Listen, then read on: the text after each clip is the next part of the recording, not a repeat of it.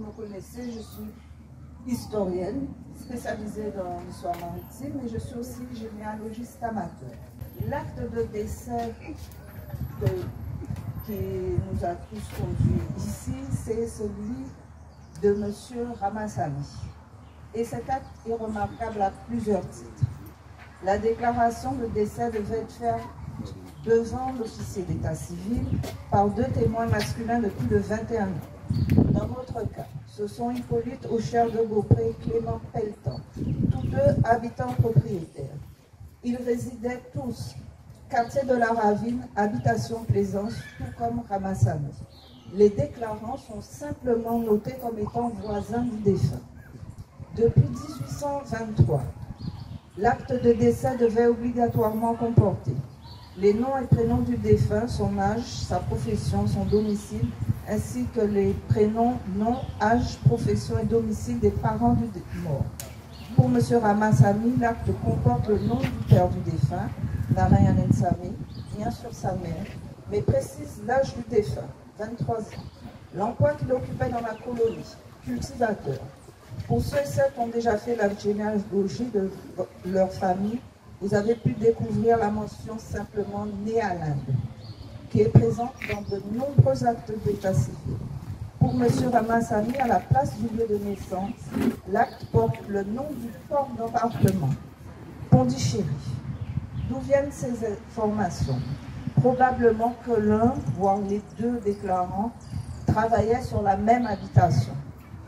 Il est assez rare que figure le port de départ sur un acte d'état civil, sauf quand ces actes concernent des marins.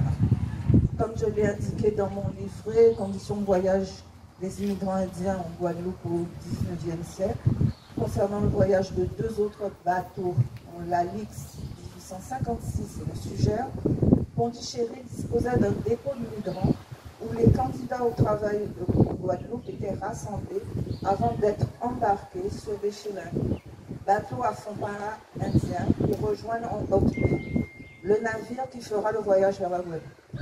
La mort est présente à toutes les étapes du voyage, au dépôt, comme durant la traversée. Une fois arrivés en Guadeloupe, les décès survenus sont retranscrits dans l'état civil.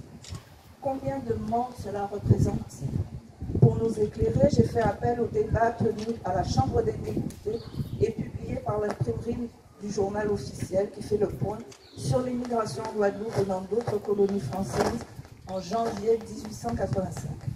Il précise que dans notre colonie, les engagés indiens ont connu leur premier décès dès 1854. Je rappelle que c'est l'arrivée de l'Aurélie. Selon les informations publiées, la Guadeloupe comptait en 1856 1071 nouveaux engagés qui ont rejoint les 690 immigrants indiens déjà présents en Guadeloupe.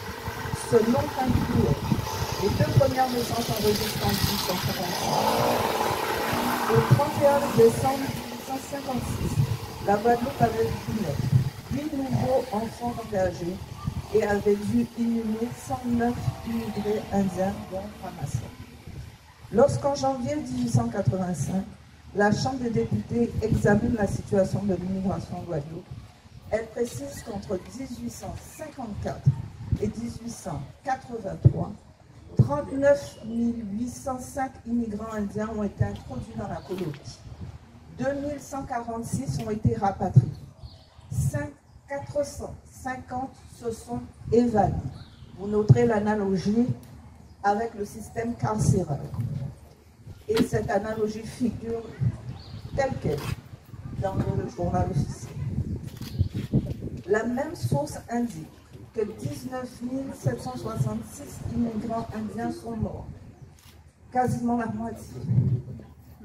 Et au 31 décembre 1883, il ne restait que 22 280 immigrants indiens vivants, en incluant les 4 840 naissances survenues dans la colonie. La mortalité y était due à la fois aux conditions de travail, à la qualité de vie médiocre et à l'indigence des soins médicaux. Et l'année 1883 ne marque pas la fin de l'immigration indienne. La mort de M. Ramassamy et des autres immigrants indiens sont une part tragique de l'histoire de la Guadeloupe qui a connu malheureusement de très nombreuses tragédies. Je vous remercie pour votre attention.